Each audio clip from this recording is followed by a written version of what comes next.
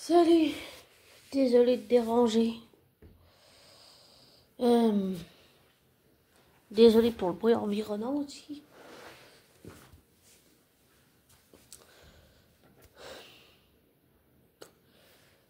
J'ai appris pas mal de choses ces temps-ci sur l'affaire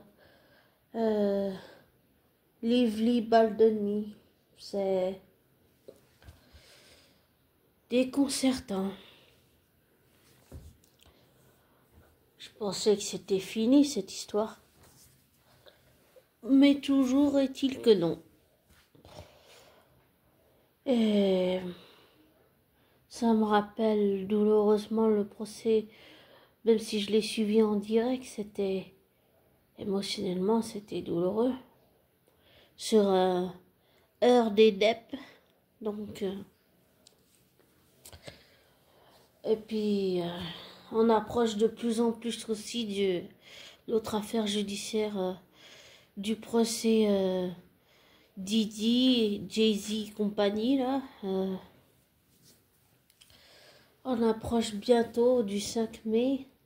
On est vraiment bientôt. Et waouh.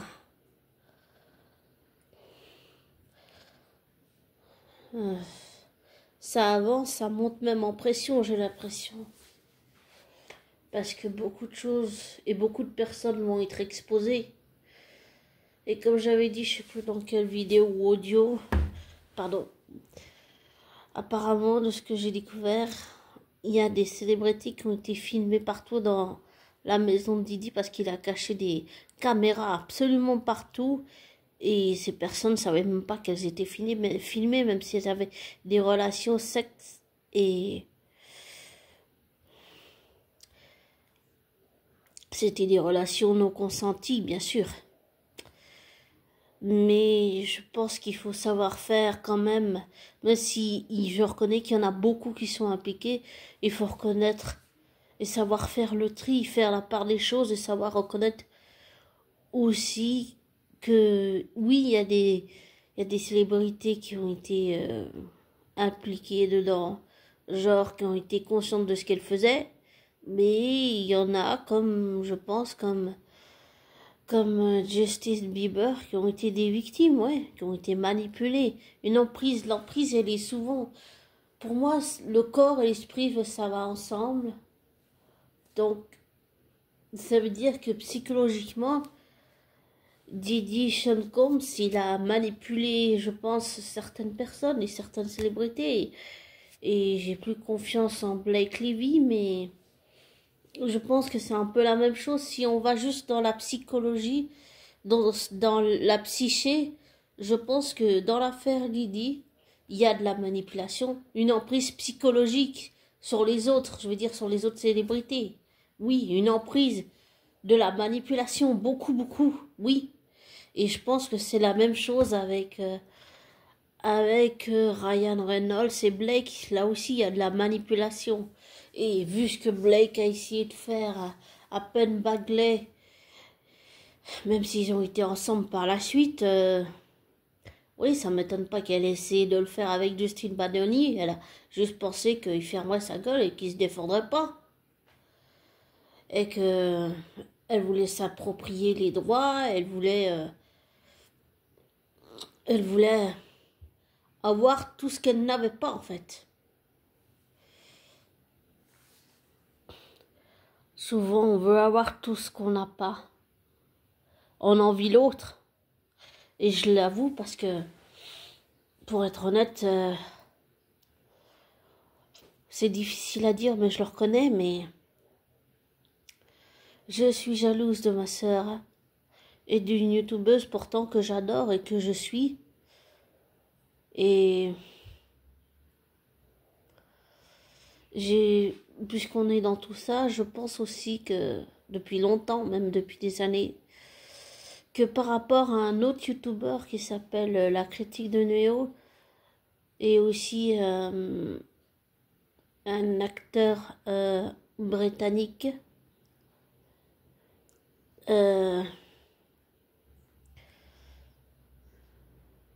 et peut-être aussi un autre acteur écossais, Enfin, peut-être, oui, sûrement, parce qu'il faut dire les termes. Je pense que j'ai développé, d'abord c'était de l'obsession, maintenant c'est une dépendance affective dont il faut que j'arrive à me défaire. Et dernièrement, je me suis remis à écrire, et j'ai écrit une chanson que j'ai pas encore finalisée.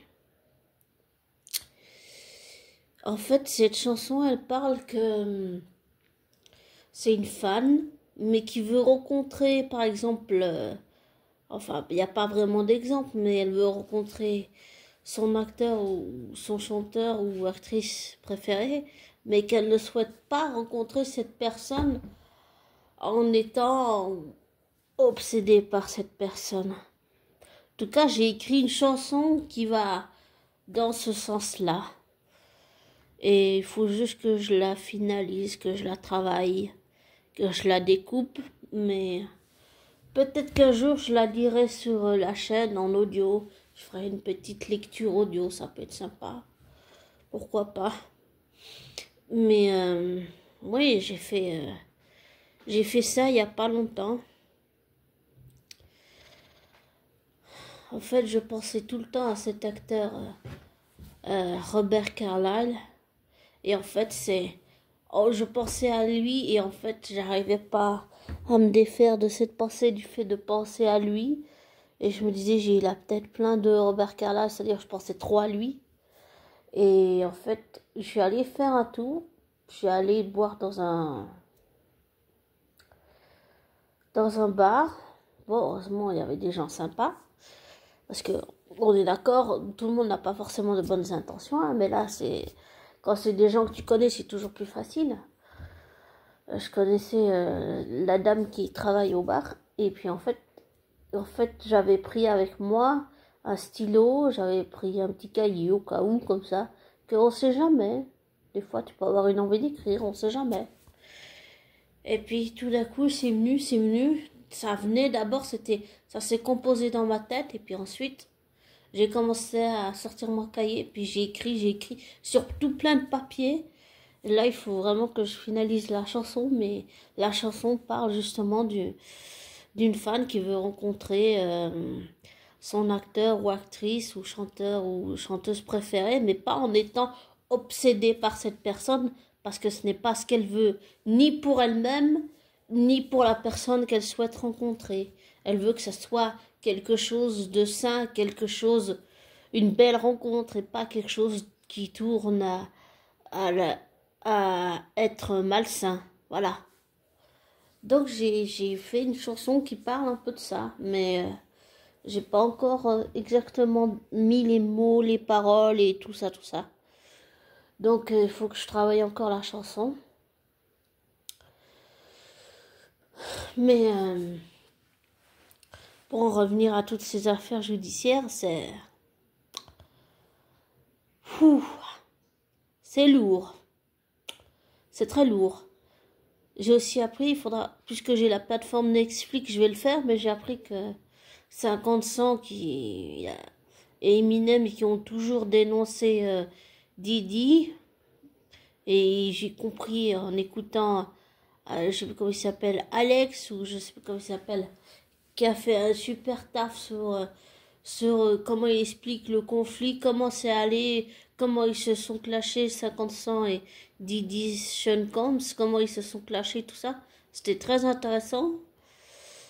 Et j'ai appris que, en fait, et puis aussi, ça m'a fait penser à Mazikin qui avait dit que 50 Cent, à une époque, il l'avait dit, il l'avait dénoncé, mais tout le monde l'a pris pour un malade mental. Et je pense que depuis le début, depuis toutes ces années, depuis qu'Eminem et 50 Cent le dénoncent, je pense qu'ils disaient la vérité depuis le début. On aurait dû les écouter depuis le début, mais on l'a pas fait. Trop aveuglé. Quand on est trop aveuglé par un artiste qu'on apprécie, pour l'avoir vécu, oui, on est déçu. Je dis ça parce que pendant un temps, oui, avec Francis Lalanne, pour moi, c'était un peu... oui, je l'ai rencontré en vrai. Mais après tout ce qu'il a fait, là, dernièrement, Je pense qu'il va aller en prison, hein, et puis je pense que il doit suivre une psychothérapie parce que avec remise en question parce que c'est très grave ce qu'il a fait à son ex-compagne. C'est extrêmement grave, extrêmement grave. Et aussi, je sais pas si je l'ai dit dernièrement, mais je dirais pas le nom de cette personne pour ne pas lui faire de publicité, mais c'est quelqu'un que je connais. Mais une autre personne que personne ne connaît, je veux dire, que les personnes que j'ai citées dans cet audio ne connaissent pas, mais que je connais, a fait quelque chose d'extrêmement grave dans le passé et j'accepte pas ce que cette personne a fait, c'est inacceptable, c'est quelque chose de très grave. C'est un abus sur un mineur, c'est extrêmement grave. Donc,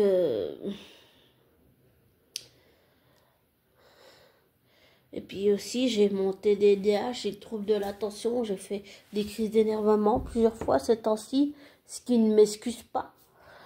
Mais c'est un peu pour toutes ces raisons que j'ai pas vraiment été présente, désolée. Mais c'est perturbant. Très perturbant. Et ce que Pierre Palmade aussi a fait extrêmement grave. Je me souviendrai toujours, là j'avais vu au téléjournal ou je sais plus, le père de famille, il a dit, je me souviens qu'il a dit, je pardonnerai jamais à monsieur Pierre Palmade ce qu'il nous a fait, ou un truc comme ça. Ça, c'était marquant quand même. Et pour moi, même si j'ai suivi Pierre Palmade, même si il m'a accompagné toute ma vie, que j'ai grandi avec ses sketchs, pour moi, Pierre Palmade, il doit rester en prison, il doit finir sa peine en prison. Pour moi, c'est pas normal qu'il sorte et qu'il fasse sa peine avec un bracelet électronique. Pour moi, et il doit rester en prison. Il doit la finir en prison. C'est comme s'il y avait une justice à deux vitesses et que une justice avec deux vitesses et que pour quelqu'un de normal, c'est une prison sans sursis, sans rien du tout. Mais pour une personne célèbre, c'est un traitement de faveur. C'est pas ça. C'est pas acceptable non plus pour moi. C'est pas acceptable. J'allais dire, connu ou non, anonyme ou non, tout le monde doit être traité de la même façon, sans faveur, sans favoritisme, et sans sortir avec un bracelet électronique. Pour moi, c'est effarant, c'est ça que je comprends pas, et pour moi, c'est inacceptable que Pierre Palmade soit pas en prison.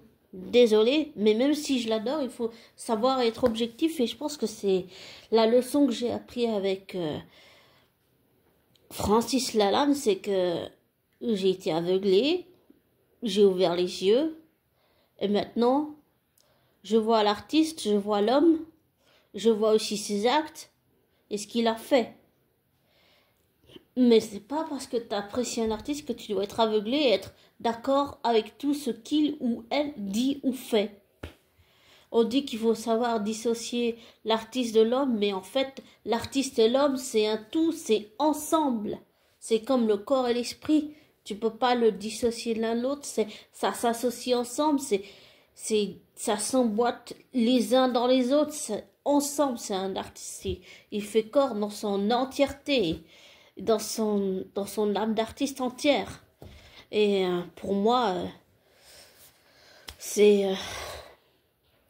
on peut pas dissocier un artiste de ses actions. Pour moi, tout va ensemble. Rien ne peut aller l'un sans l'autre. Voilà. Donc, c'est ça la leçon que j'en tirerais. C'est aimer un artiste, mais voir aussi ses parts d'ombre sombres. Même si on ne les aime pas, même si on ne les apprécie pas. Comme ça, on n'est pas aveuglé par l'admiration qu'on a pour l'artiste qu'on apprécie. Voilà. On voit son humanité, on voit son côté artistique, créateur, mais on voit aussi ses côtés sombres, on voit aussi ce qu'il a fait et ce qu'il n'aurait pas dû faire. ou ce qu'elle aurait fait, et ce qu'elle n'aurait pas dû faire, et ce qu'il a fait, et ce qu'il n'aurait pas dû faire. Enfin, voilà. Et donc, ouais, voilà, pour moi, c'est un peu comme ça que je vois les choses en ce moment. Au niveau des artistes et de tout ce qui se passe dans ces affaires judiciaires en ce moment. Et pour revenir à la critique de Néo, je pense que j'ai une dépendance affective vis-à-vis de lui. Ça m'a toujours, oui, perturbée parce que ça me pose un problème, parce que on se connaît pas en vrai. Mais je pense que c'est dû à... C'est quelque chose que j'ai pas travaillé émotionnellement. Et je pense que tant que je l'aurai pas fait, ça va rester, oui. C'est sûr. Une fois, il s'était blessé à son travail et je me suis sentie coupable parce qu'on avait beaucoup parlé et j'avais la sensation de lui avoir mis la pression, de lui avoir fait du mal quelque part. Même sans le vouloir, et même si la critique de Néo et moi, on se connaît pas en vrai, j'avais cette sensation de lui avoir fait vraiment du mal. D'avoir, comment on va dire, d'avoir répété ce que j'ai répété avec ma flamme jumelle qui récemment a déménagé. Je sais pas où en Suisse, mais c'est la sensation que j'ai eue sur le moment. Je pleurais, j'étais trop mal. Et ça l'est toujours, mais je sais pas si la culpabilité s'atténue avec le temps, mais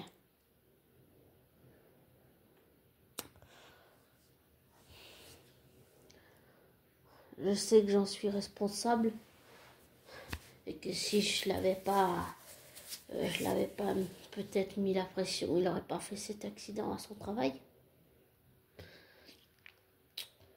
Et voilà ce que je crois. Et la dépendance affective que j'ai vis-à-vis de lui, c'est, sans me cacher sincèrement, je pense que c'est lié à l'abandon, c'est lié à l'adoption, mais beaucoup à l'abandon, ouais. Comme j'ai dit, c'est quelque chose que j'ai pas travaillé, et sur le plan psychique et émotionnel et énergétique et mental, et j'allais dire aussi comportemental, c'est... Tant que je l'aurais pas travaillé, ça va rester comme ça, quoi. Et il faut que je le fasse, pas pour les autres, mais pour moi-même, pour pouvoir accepter ce que je lui ai fait, pour pouvoir continuer à vivre. Et ça aussi, c'est une leçon que j'en tirerai. C'est accepter les crimes qu'on a faits soi-même. Par exemple, le fait que je suis rentrée par effraction chez la voisine de mes parents, que j'ai volé de l'argent à mes parents parce que je me faisais racketter par une fille, que j'ai harcelé ma flamme jumelle, que j'ai mis la critique de Néo Alexandre, que je lui ai mis la pression, qu'à cause de moi, elle a fait un accident à son travail alors qu'on ne se connaît pas en vrai, même si on parle beaucoup pas sous ses vidéos. C'est accepter toutes ces choses criminelles que j'ai faites. J'ai failli tuer mon chien, j'ai failli tuer mon chat. C'est accepter justement toutes ces choses que j'ai faites. C'est accepter ces actes pour pouvoir continuer à vivre. Parce que si on ne les accepte pas, on ne peut pas continuer à vivre. Et aussi, j'ai fait au creux du vent, j'ai fait une tentative de suicide et c'est aussi accepter ça. C'est aussi accepter que j'ai inquiété mes amis, que je leur ai fait peur en faisant ça, que ça a inquiété ma curatrice, les parents, que ça a inquiété l'entourage médical aussi.